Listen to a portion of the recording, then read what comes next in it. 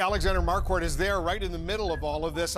He's joining us on the phone right now. So, Alex, explain what you're seeing and what you're hearing. How worried are the folks where you are? Well, they're not worried. In fact, Wolf, they're certainly energized. We're on the western side of the Capitol, right where the inauguration is going to take place in 2 weeks. And there's been a significant escalation in just the last few moments. The protesters had been relatively peaceful and held at bay by a police line. In the last few minutes, they have broken through that police line.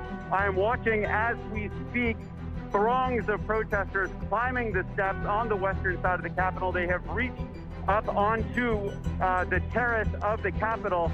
I can see at least half a dozen protesters scaling, literally climbing the walls of the Capitol to get up to where their fellow protesters are. In response, the police have fired tear gas. We've had several rounds of tear gas and that have had protesters choking and their eyes streaming. Well, it is hard to say what the police presence is out here. I cannot see any sort of law enforcement. Right now, everything I'm seeing is protesters getting onto the ground of the Capitol with very little pushback from law enforcement. Yeah, and we anticipated something like this could happen. That's why the mayor of Washington, D.C. asked that the D.C. National Guard be activated. But what I hear you saying, Alex, is you don't see Capitol Police, you don't see military, National Guard on the scene right now, but you see a lot of protesters going through, breaching Capitol Hill steps, getting to areas where clearly they're breaking the law. Do they understand they potentially could be arrested, sent to jail for what they're doing? I assume they certainly do, but that they don't care at all. There has been law enforcement, including what I imagine to be park police up there. They are no longer here. So a different movement within this group of protesters. There have been some who wanted to protest peacefully, who will asking others to leave this side of the Capitol to go to another side to carry out a peaceful protest. But in just the past few moments, there has been a lot of momentum within this protest, with people calling for their fellow protesters and activists to essentially storm the Capitol, to get up those steps. And right now, Wolf, what I'm looking at are scores of protesters up on the terrace of the Capitol where this inauguration is going to take place, holding all sorts of flags, Trump flags, American flags, don't tread on me flags. The people that I'm looking at here appear to feel like they do have the upper hand, and I'm not seeing any sort of sign of law enforcement right now from where I am. Well, that's not good at all. Stand by. Phil Mattingly is up on Capitol Hill. You're watching what's going on. Phil, you've covered Capitol Hill for a long time. What are you seeing? Yeah, well, I think let's start from the basics of what the Capitol Police were trying to do going into this day and what they do for those big events. They set up a security perimeter of fences, about 100, 150 away from the actual building itself. The general public is not allowed in there. You're not allowed through there unless you have a pass.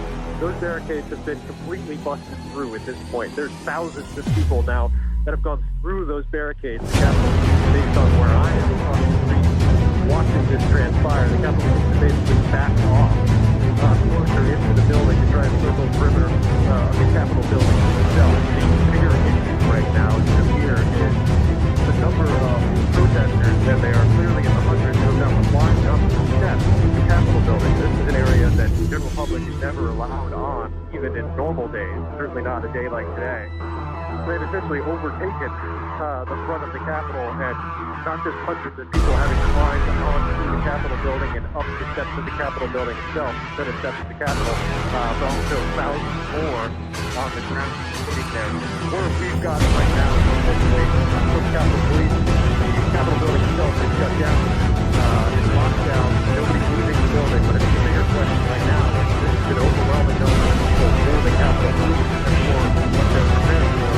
Because as well as anybody, there's no shortage of events and very large protests in Washington, D.C. that come around the Capitol, that are near the Capitol, that are focused on the Capitol, and I've just simply never seen anything like this. Not just the breaching of the barricades, but the actual climbing onto the Capitol building in the pavilion itself. They are not physically inside the building, but they are standing right at the doors from the center steps to get into the building right now. So obviously a lot of concern internally between Capitol Police, between staff around here, in terms of what's going to happen next and what the actual goals are, Wolf. Yeah, I've covered a lot of huge demonstrations in Washington, D.C., especially around Capitol Hill. I haven't seen anything like this. John King, you've covered a lot of these as well. This is pretty dangerous when you see these protesters going through a barricade, getting inside this area, and you got the Vice President of the United States, you got the leadership in the House and the Senate. They're debating these articles right now, and all of a sudden we see this going.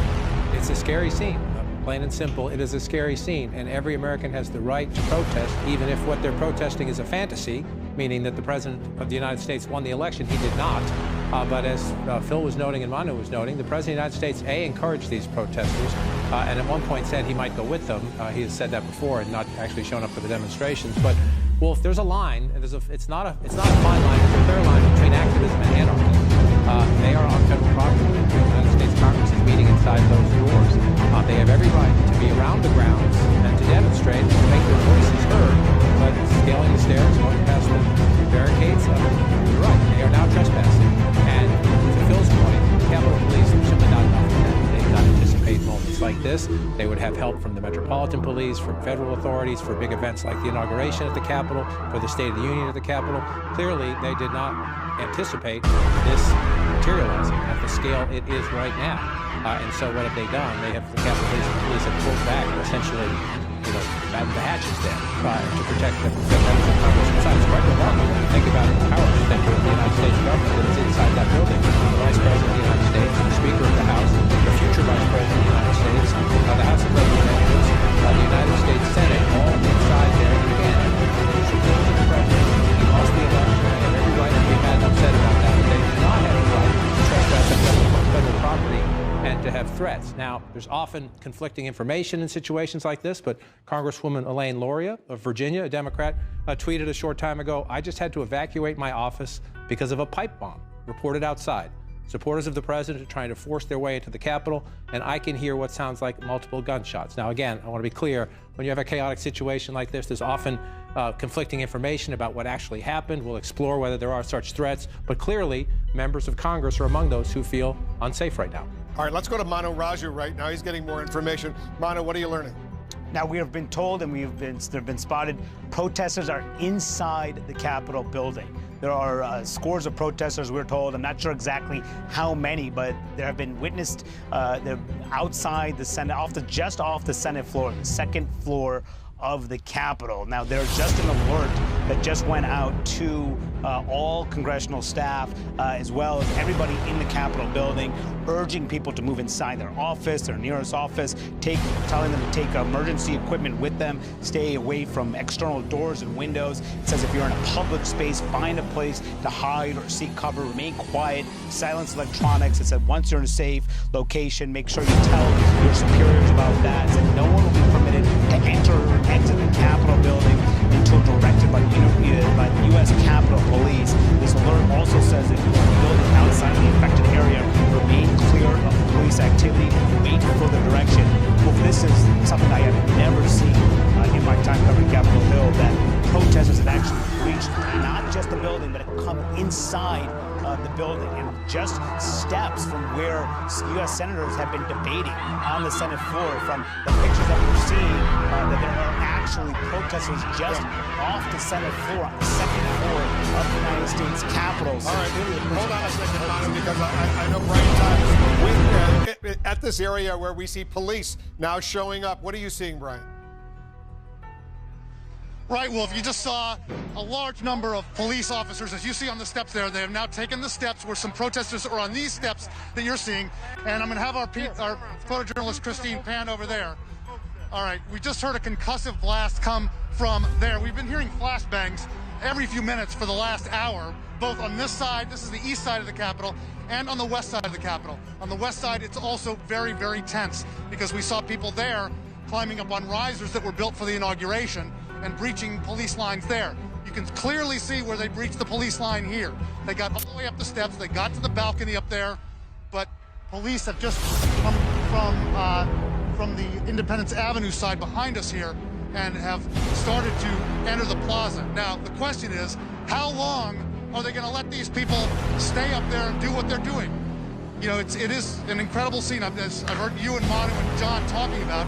We've never seen anything like this before. We've never seen a breach where protesters have gotten that close to the building. And I can tell you on the west side of the Capitol, it was very, very tense as well. The crowd is bigger on the west side because they were able to kind of receive people in that open space there from the ellipse. But there were a lot of concussive blasts, a lot of flashbangs, a lot of tension there, and lines were breached there as well.